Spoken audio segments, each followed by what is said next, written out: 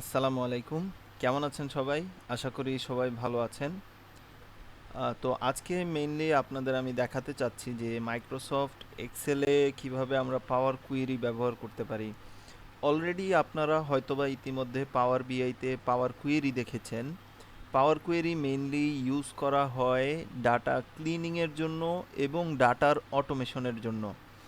তো আমরা যদি বলি পাওয়ার কুয়েরি হচ্ছে একটা পাওয়ারফুল ফিচার্স বলতে পারেন। এটা মেইনলি বিল্ড হয়েছে পাওয়ার বিআই এর জন্যই, কিন্তু পাওয়ার বিআইতে পাওয়ার কুয়েরি থাকার পরেও এটা এক্সেলে পরবর্তীতে গিয়ে অ্যাড করা হয়েছে। তো এটা বলা চলে মাইক্রোসফট এক্সেল যারা ইউজ করেন তাদের জন্য একটা ব্লেসিং।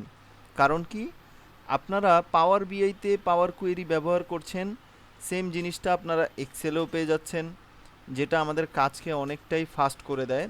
পাওয়ার কুয়েরি মেইনলি আমরা এটাকে বলি ইটিএল টুল বা এক্সট্র্যাক্ট, ট্রান্সফর্ম এবং লোড। হ্যাঁ, মানে আমরা ডাটাকে এক্সট্র্যাক্ট করি, তারপর ডাটাকে বিভিন্ন ধরনের ট্রান্সফরমেশন করি এবং লোড করি। তিনটা স্টেপে মেইনলি আমাদের পাওয়ার কুয়েরিতে কাজ হয়। তো আজকে মেইনলি আমি পাওয়ার কুয়েরি আপনাদের শিখাবো না, বাট পাওয়ার কুয়েরি কিভাবে আমরা এক্সেলে ব্যবহার করতে পারি, কিভাবে আমরা সেই ইন্টারফেসে যেতে পারি, কয়টা ওয়েতে পাওয়ার কুয়েরির ইন্টারফেসে যাওয়া যায়, সেই জিনিসটাই কিন্তু আলোচনা করব। তো আমার কাছে এখানে মেসি ডাটাটা আছে, মানে খুবই বাজে অবস্থা। তো আমি যদি ডাটাটাকে ক্লিন করি, কিভাবে ক্লিন করতে পারি পাওয়ার কুয়েরির মাধ্যমে, আমি জাস্ট পাওয়ার কুয়েরি ইন্টারফেসে কিভাবে যায় সেটাই দেখাবো।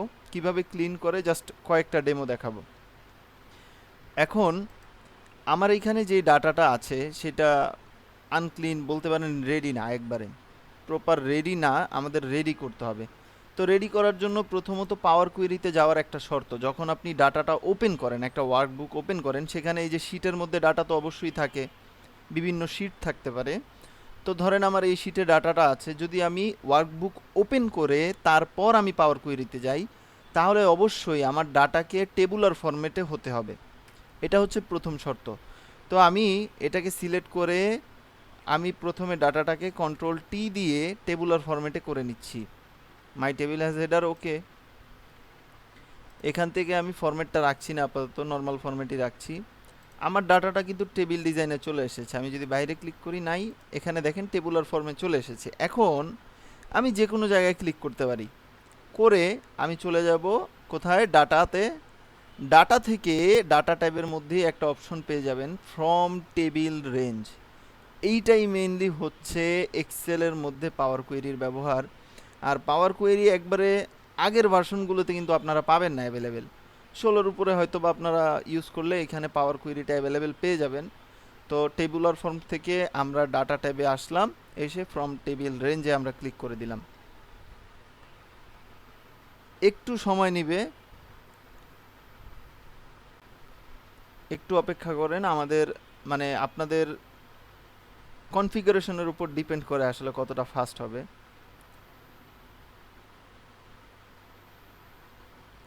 ঠিক আছে, এই দেখেন আমার যে ইন্টারফেসটা আসছে, এটা অবশ্যই আপনারা পাওয়ার বিআই এর সাথে কিন্তু পরিচিত।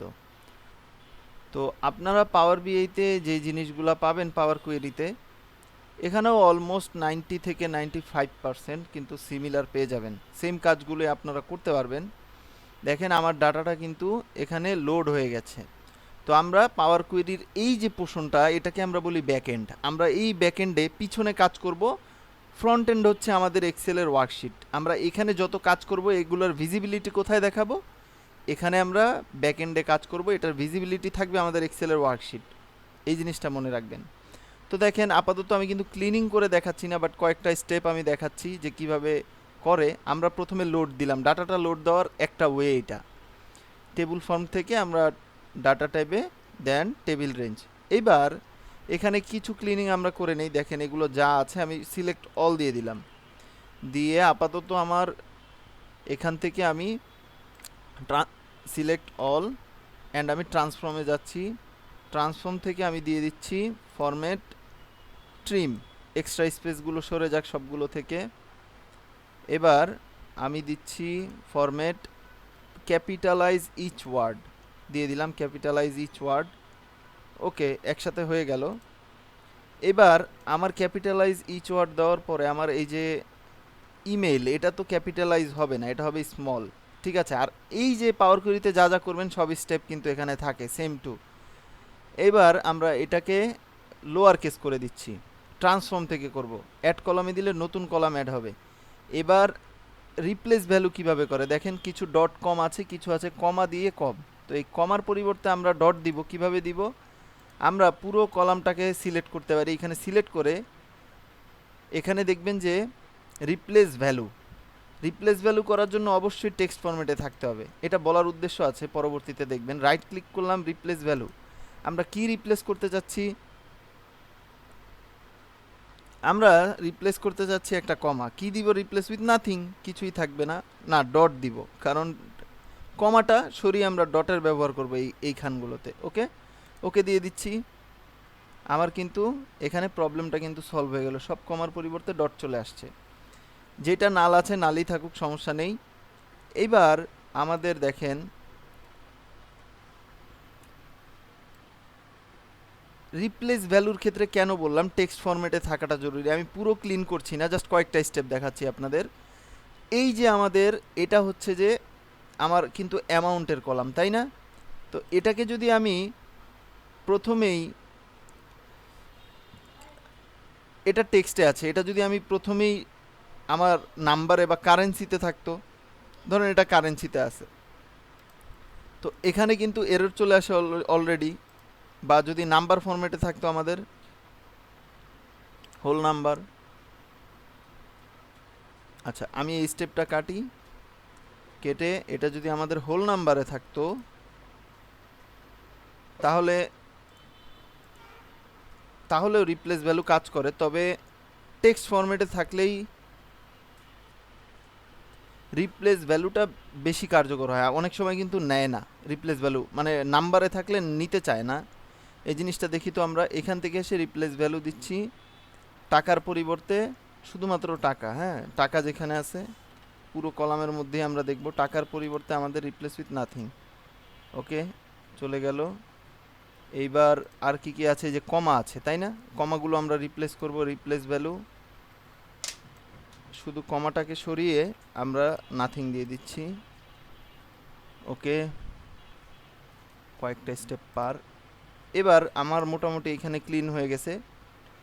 এবার এটাকে আমরা কারেন্সিতে করে দিতে পারি কনভার্ট, তাই না? তাহলে হয়তো বা এরর আসবে না। হ্যাঁ, এবার আর এরর কিন্তু আসেনি কারেন্সি মোডে। এবার দেখেন আমরা যদি নালটাকে রিপ্লেস করে দিতে পারি জিরো দ্বারা, যেহেতু আমাদের এটা অ্যামাউন্ট, নালটাকে রিপ্লেস করে দিচ্ছি জিরো দ্বারা, তো রিপ্লেস ভ্যালু কিন্তু এখানে পেয়ে যাচ্ছেন। প্রত্যেকটা প্রপার কেস অলরেডি আমার হয়ে গেছে, এখানে সবগুলো একসাথে করে নিয়েছিলাম। তো যাই হোক, আপনারা এখানে পুরো ক্লিনিং করতে পারবেন সেম ইট ইজ পাওয়ার বিআই এর মতো করে।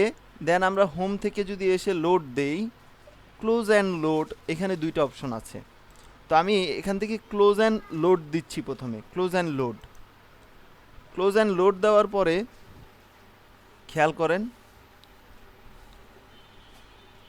আমার প্রসেসিং কিন্তু চলছে, দেখেছেন আমার পুরো কিন্তু ক্লিন ফরম্যাট চলে এসেছে, তাই না? চাইলে টেবিল ডিজাইনার আপনি যদি না চান তাহলে এখান থেকে বিভিন্ন ডিজাইন ব্যবহার করতে পারেন। ওকে, এটা করে আপনি ধরেন এটা কালার করে দিলেন মন মতো, আমি আপাতত এটা এই কালারে করে নিচ্ছি।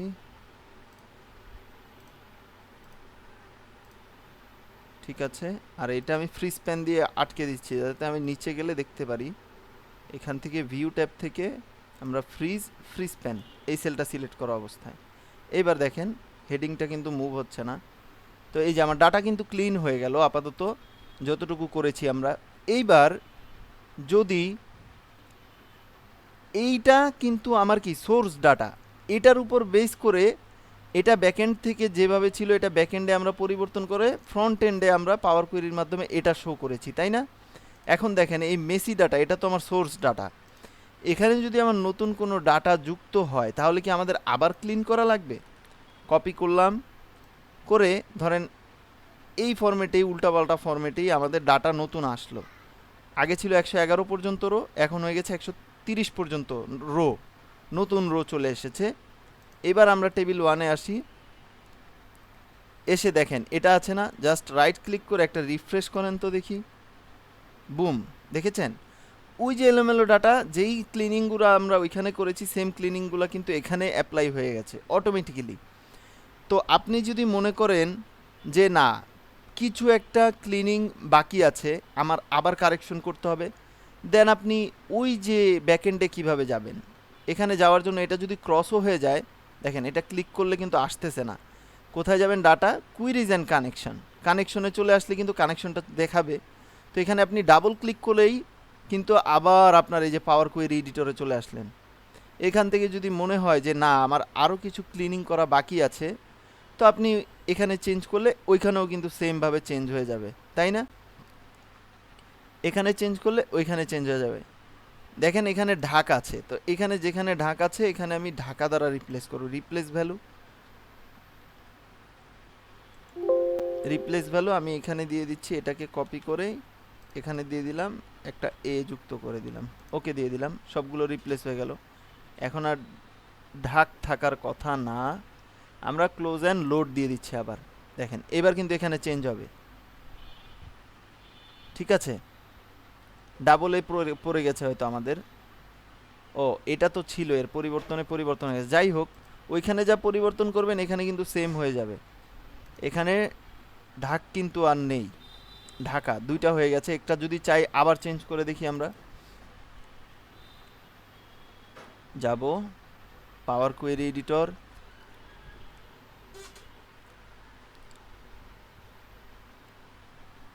ডাবল এ কোথায় আছে আমরা যদি দেখি, যে কোনো একটা দেখলেই হবে, অথবা আমরা ম্যানুয়ালি লিখতে পারি এখান থেকে রাইট ক্লিক করে রিপ্লেস ভ্যালু,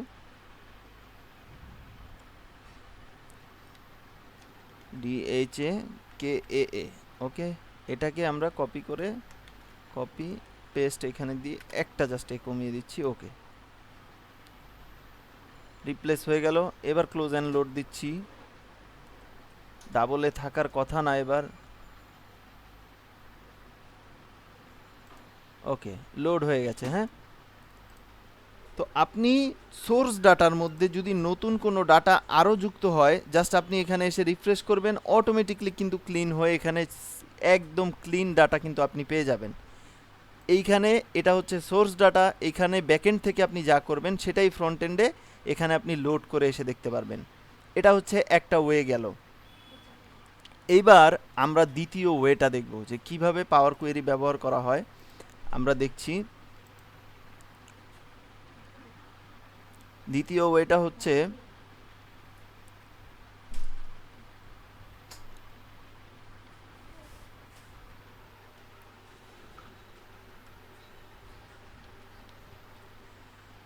আচ্ছা, এখানে দেখেন সর্বপ্রথম আমার কিন্তু ফোল্ডারে ডাটা আছে, আমরা সরাসরি এখান থেকে কিন্তু ওপেন করে দেখলাম যে কিভাবে ওয়ার্কশিট থেকে আমরা পাওয়ার কোয়েরিতে যেতে পারি, তাই না?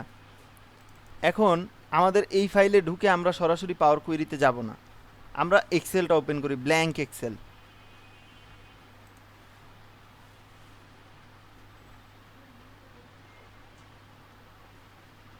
ব্ল্যাঙ্ক একটা ওয়ার্কবুক নিয়ে নিচ্ছি, একবারে ফ্রেশ কিন্তু, তাই না? এখানে কোনো ডাটাই নেই। তো বলবেন যে ভাইয়া তাহলে আমরা টেবুলার ফর্ম করবই কিভাবে, আর ডাটা ট্যাব থেকে আমরা ফ্রম টেবিল রেঞ্জে যাবই কিভাবে, তাই না? এখান থেকে অপশনটা একটু ডিফারেন্ট, সেম কাজটাই আমরা করব কিন্তু অন্যভাবে, অ্যাপ্রোচটা অন্য হবে। তো ডাটা থেকে এসে আমরা প্রথমে এখানে তো এটা পাচ্ছি না, এখন আমরা কি করব, ডাটা থেকে এসে গেট ডাটা, আমরা ডাটাকে নিয়ে আসব এর মধ্যে। হ্যাঁ, গেট ডাটায় গিয়ে আমরা কোথায় যাব, ফ্রম ফাইল। যদি আমার কোনো ফোল্ডারে ডাটা থাকে ফোল্ডার থেকে আনতে পারবো, অনেক ধরনের ডাটাবেস আছে, ডাটাবেস থেকে ডাটা আনতে পারবো। এক্সেলে দেখছেন ডাটাবেস থেকেও ডাটা আনা যায়। ফ্রম ফাইল আমরা এক্সেল ওয়ার্কবুকের মাধ্যমে ডাটাটা আনবো, যেহেতু আমাদের এক্সেল ওয়ার্কবুকে আছে ডাটা, ডাটা কিন্তু আমাদের অলরেডি মানে আমাদের কম্পিউটারের মধ্যেই কিন্তু আছে।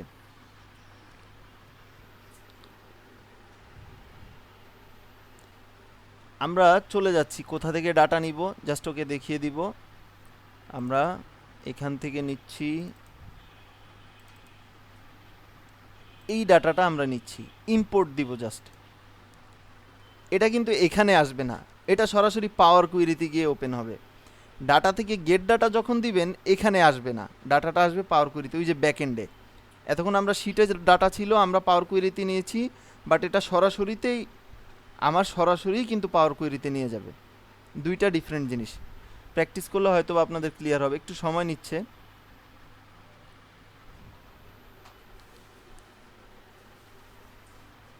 আচ্ছা, এখানে যদি আপনার ডাটার মধ্যে মাল্টিপল শিট থাকে, দেখেন আমার দুইটা শিট আছে, বাট আমি একটা ক্লিক করলে এই শিটটা কিন্তু আমার অ্যান্সার শিট ক্লিনটা দেখাচ্ছে এখানে।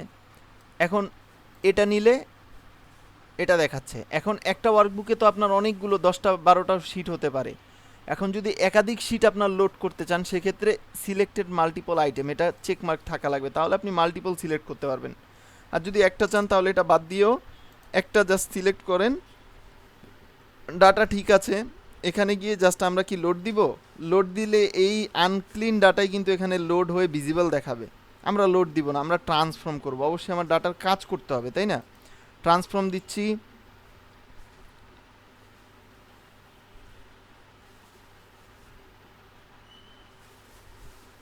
আমার সি ড্রাইভটা ফুল হয়ে গেছে, দ্যাটস ওয়াই এরকম একটু লোড নিচ্ছে, বাট আপনাদের আরও ফাস্ট হবে আশা করি।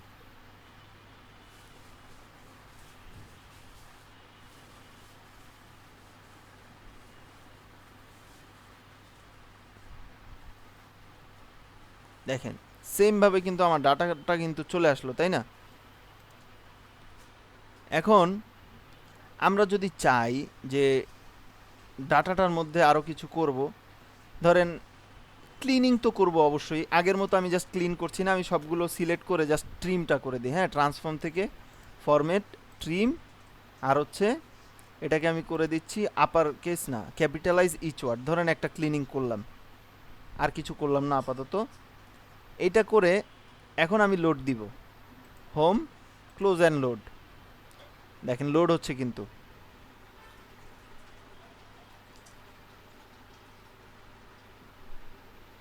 ওকে, ডাটাটা কিন্তু লোড ক্লিন হয়ে চলে আসলো, তাই না? এখান থেকে ডিজাইন আপনারা সিলেক্ট করতে পারেন আপনাদের মতো। তো আমার প্রপার ফরম্যাট এবং আমার কোনো এক্সট্রা স্পেস নাই, এটা আমার ডাটার ফরম্যাটে চলে আসলো। কিন্তু সোর্স ডাটাটা কোথায়? আগেরবার কিন্তু এখানে শিটে ছিল, বাট এখানে কি শিটে আছে? না। পুরোপুরি একটা ফ্রেশ ওয়ার্কবুকের মধ্যে আপনি ডাটা কোথা থেকে আনলেন? আনক্লিন ডাটা থেকে কিন্তু ক্লিন পর্যায়ে ডাটাটা আনলেন। এইটা ডাটাটার আসার ওয়েটা কোথায়? এখানে কিন্তু নাই। এখানে আপনি এন্ট্রি করেন নাই, ওখানে এন্ট্রি করেন নাই, বাট এটা কিন্তু প্রপার একটা ক্লিন ডাটা। কোথা থেকে আসছে? আপনার কম্পিউটারের কোনো এক জায়গায় আনক্লিন ডাটা আছে, সেটা থেকে কিন্তু প্রসেস হয়ে এটা আসছে। তো দেখেন এইটা হচ্ছে আমার একবারে ক্লিন ডাটা। আমি যদি চাই ফার্দার এডিট করতে বা কোনো কিছু চেঞ্জ করতে, ডাটা থেকে কুয়েরিজ অ্যান্ড কানেকশন এইখানে ডাবল ক্লিক করলে কিন্তু চলে আসবে। আপনি ডাবল ক্লিক করলে পাওয়ার কুয়েরি ইন্টারফেসে আবার চলে যাবেন। তো এখানে বিষয়টা হচ্ছে, দেখেন আমি তো ডাটা এখানে আমি চাইলে এবার চেঞ্জ, নতুন ডাটা যদি আসে, তাহলে এই আপডেটটা তো আমার পরবর্তীতে হওয়া লাগবে, তাই না? তো আমার নতুন ডাটাটা আসলে আমি কোথায় দিব? এখানে পেস্ট করব। দেখি তো এখানে পেস্ট করলে কি হয়। আমরা এই যে মেসি ডাটা, এখানে যাচ্ছি, এটা ছিল আমাদের ডাটা।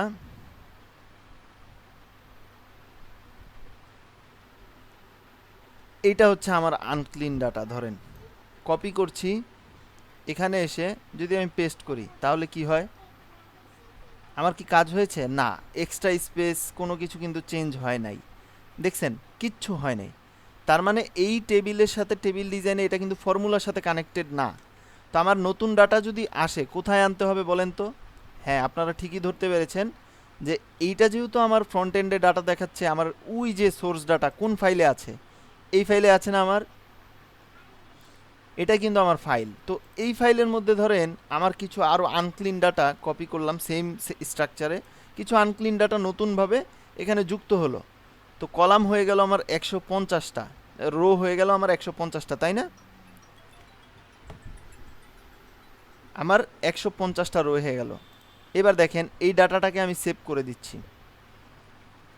এটা আনক্লিন ডাটা, এটা নিয়ে আমার আর চিন্তা করাই লাগবে না, আমার কিন্তু মেশিন রেডি হয়ে গেছে অলরেডি। এবার আমরা ওই যে যেই ডাটাটা আমরা ওয়ার্কবুক নতুন খুলেছি ওইখানে গিয়ে দেখব যে কি হয়।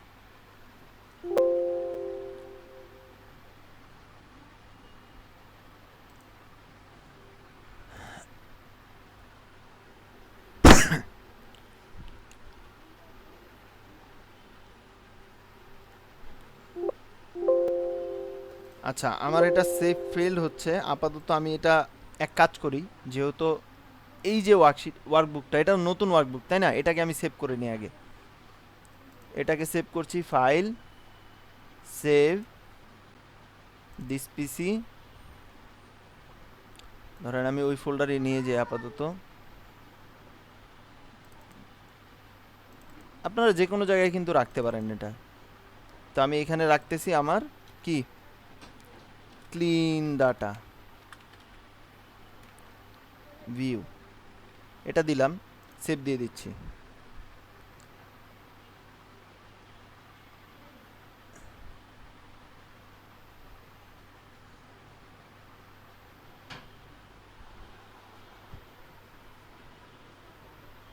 এ দেখেন এখানে আমার ডাটা আছে কয়টা, 127টা। আপনারা মনে রাখবেন এটা কিন্তু আমার ছিল, আমি এটা কেটে দিচ্ছি।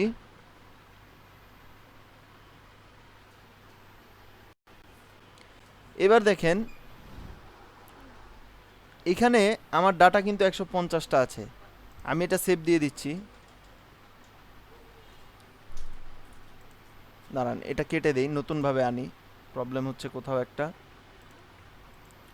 এটা ডিলিট দিলাম। যেটা বুঝাতে চাচ্ছিলাম যে এটা ধরেন আমার পাওয়ার কুয়েরির ডাটাটা আমি সেভ করেছিলাম, এটা ছিল আমার সোর্স ডাটা তাই না, আলাদাভাবে। সোর্স ডাটাটা এবার আমি চেঞ্জ করি।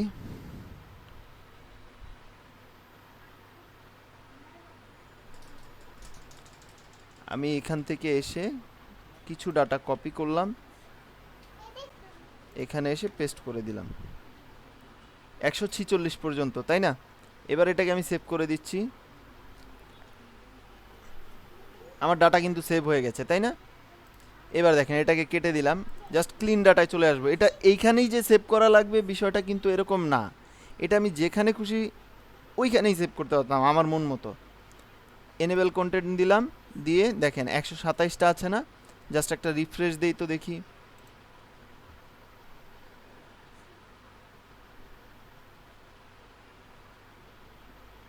আমার পিসিটা খুবই হ্যাং করছে, বাট এটা এতটাও স্লো না যতটা আপনারা মনে করতেছেন।